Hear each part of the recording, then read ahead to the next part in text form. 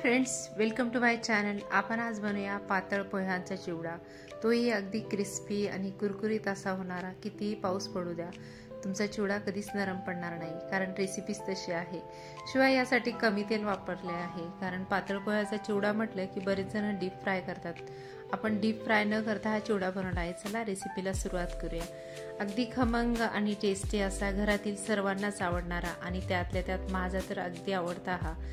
तर अर्धा किलो पोहे घेतलेले आहे मी। स्वच्छ गाळून घेतले पोहे, कारण पोह्यामध्ये ना बरेचदा एकावर एक ठेवल्यामुळे ते जो चुरा असतो तो निघतो, त्यामुळे जाडसर गाळणीने पोहे व्यवस्थित गाळून घेतले आहे। त्यानंतर आपला असा दाणेदार, छान आणि खमंग खुसखुशीत असा हा चिवडा तयार होतो। रेसिपी तशी अगदी सोपी आहे आणि आपल्या चॅनलवर प्रत्येक रेसिपी अगदी सोप्या पद्धतीने दाखवली जाते।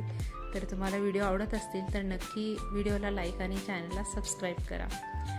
त्यासाठी मी इथे कढई घेतली, कढई गरम करून घेतली। त्यामध्ये जवळपास अर्धी वाटीभर तेल घातलं आहे। तेल चांगलं गरम होऊ द्यायचं आणि या चिवडा करण्यासाठी कढई जी आहे ती थोडी मोठी आणि जाडसर वापरायची आहे। त्यामध्ये मी 1 ते 1.5 वाटी शेंगदाणे घातले आहेत। हलकसं मीठ घातलं होतं आणि शेंगदाणे व्यवस्थित मिक्स करत करत सर्व बाजूनी चांगले तळून घ्यायचे। हे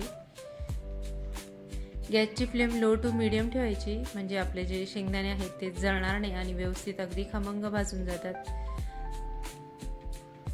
आणि थोडंसं मीठ घातल्यामुळे प्रत्येक शेंगदाणा हा छान चविष्ट असा तयार होतो।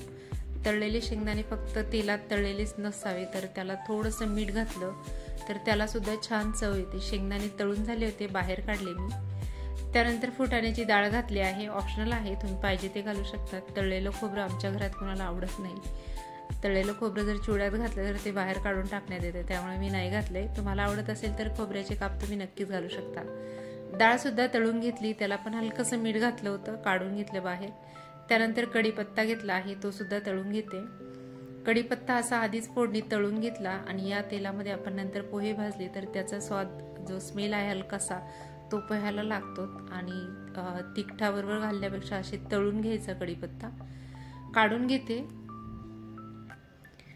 भरपूर शेंगदाणे आणि डाळ आणि कढीपत्ता तयार करून घेतला होता मी। याच्या आपण 2 प्रकारचे चिवडा बनवला आहे, त्यासाठी वापरला आहे। याआधी मी जो मुरमुऱ्याचा चिवडा बनवला होता त्याची रेसिपी सुद्धा चॅनलवर याआधी अपलोड केली आहे, तर नक्की बघा।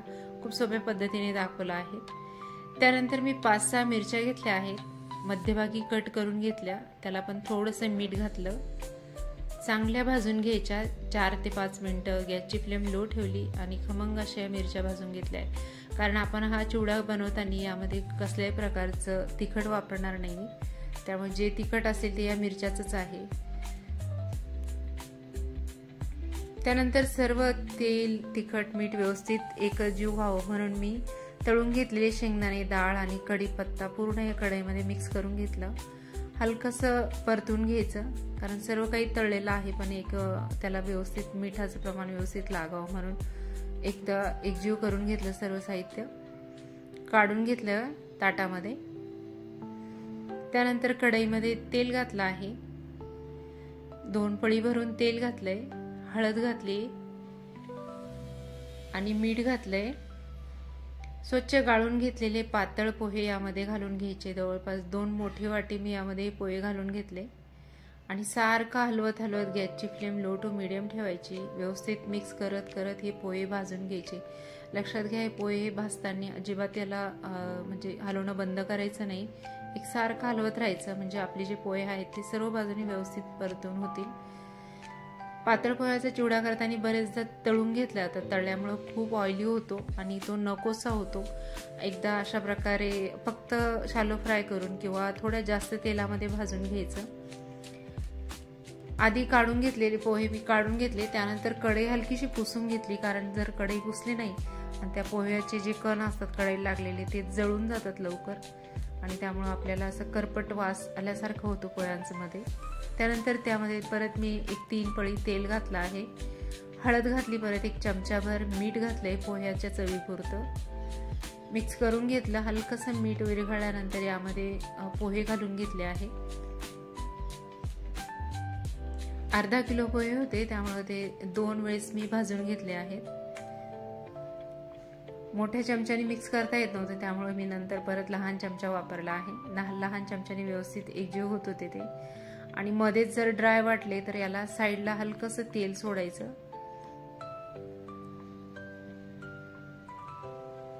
जेवढं आपण याला मिक्स करत करत भाजू तेवढे पोहे खूप छान एकसारखे भाजून होतात आणि अजिबात ऑइली वगैरे होत नाही। खूप छान तयार होतो हा चिवडा।